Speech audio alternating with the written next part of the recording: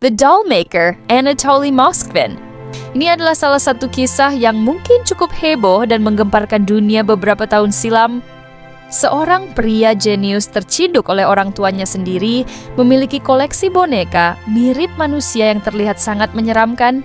Pria tersebut adalah Anatoly Moskvin, seorang pria asal Rusia yang lahir tahun 1966. Dia adalah pria jenius yang menguasai 13 bahasa asing.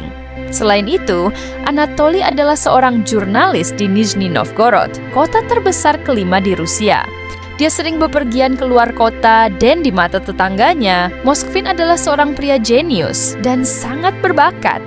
Namun, di balik kehebatan intelektualnya yang terlihat terpelajar, orang itu ternyata memiliki hobi yang aneh dan ternyata ada fakta yang sangat mengerikan di baliknya. Hal itu terungkap oleh orang tuanya sendiri setelah mengunjungi apartemennya.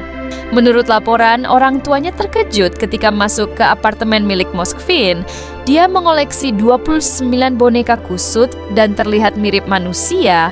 Ketakutan itu membuat ibunya curiga sehingga dia melaporkan putranya ke kantor polisi. Tahun 2011, dia ditangkap oleh polisi. Setelah dilakukan penyelidikan, ditemukan bahwa koleksi bonekanya ternyata terbuat dari mayat manusia.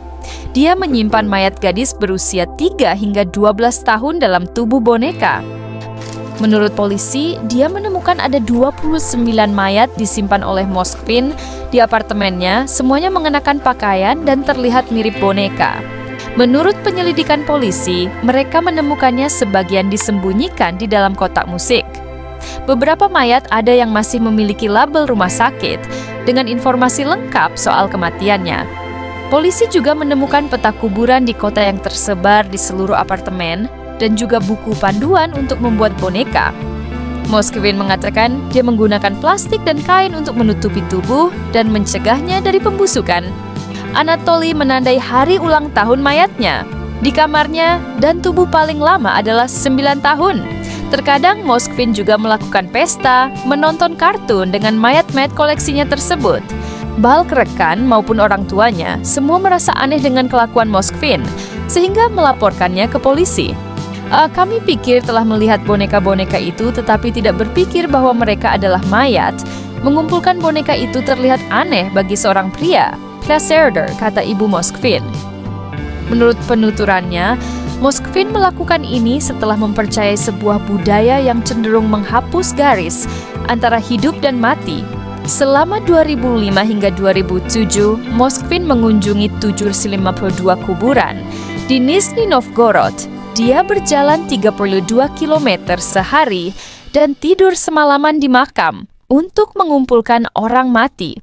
Tahun 2009, sebuah makam terungkap digali secara ilegal, namun tidak diketahui siapa pelakunya.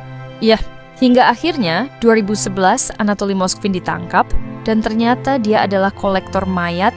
Jaksa dalam penjelasannya, dia mengaku sangat kesepian. Lebih dari 5 tahun dia tinggal tanpa orang tuanya dan mengaku dia tidak memiliki cinta sama sekali. Dia juga tidak diizinkan mengadopsi anak-anak karena penghasilannya yang tidak cukup. Sementara dia bercita anak-anak itu bisa dibangkitkan kembali. Setelah ditangkap, Moskvin didiagnosis dengan skizofrenia, jadi dia tidak layak untuk diadili hingga 2018. Meski belum diadili, namun diisolasi dan menjalani psikoterapi di rumah. Sementara orang tua dari mayat-mayat korban Anatoly Moskvin mendesaknya untuk diadili. Itulah kisah The Dollmaker, Anatoly Moskvin. Gimana pendapat kalian tentang kisah ini?